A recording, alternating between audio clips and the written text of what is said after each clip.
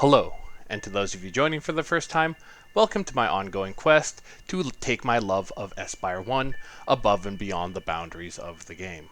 I'm here today on Heroforge.com, a website that is designed to allow you to use Welcome, the Espire many agent. components that are available to create a custom tabletop miniature for yourself. This is in no way a sponsored video. I just really enjoy tabletop gaming, and I've been having a lot of fun with Heroforge as of late. So immediately I'm going to go for the robot body and get rid of the drab garb. I've added some extra components to the arms, but we're actually going to remove those and come back to those later. Going over to the gear, we're going to go past all the fantasy swords and sci-fi weapons to get our old friends, the 92 FS green pistols. One of the things I really enjoy about Heroforge is the incredible amount of posability these figures have, as well as the ability to put kind of like a mock paint or mock-up colors on the unit to see what your miniature is going to look like after you paint it, or alternatively, you can have it painted by Heroforge. Going to bring this down a little bit darker, maybe a little too dark. We'll bring that back up a little bit. And for some reason, this somehow doesn't quite feel right. So instead, we're going to go back to the clothing, and we're going to get this ornate chest piece here, right there, and put those arm components back on so that they compensate for the thickness of the chest piece, and then down to legs for some techno-organic armor.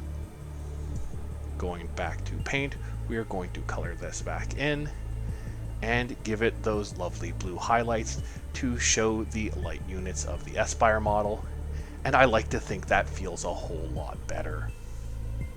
Just circling around to detail the back of the model, and then going to the base to give that a nice silver coloring before we go to the scalers and make some adjustments to the proportions of our miniature. One of the slight reservations I do have, however, about Heroforge is that while there is an incredible amount of posability in the upper torso and all of the other components, you are a little limited to your control of the legs. There are, however, to compensate, a great many leg poses available through the default poses, and some very finite control of nearly everything else. So once we've got this all set up the way that I feel like I like it, we are going to finish and go to the cart and have a look at what the options are.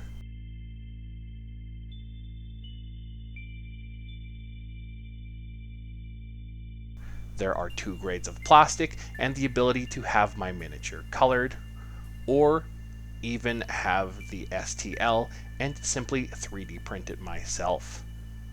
I can also see that there's a bronze option, which immediately gives me another idea.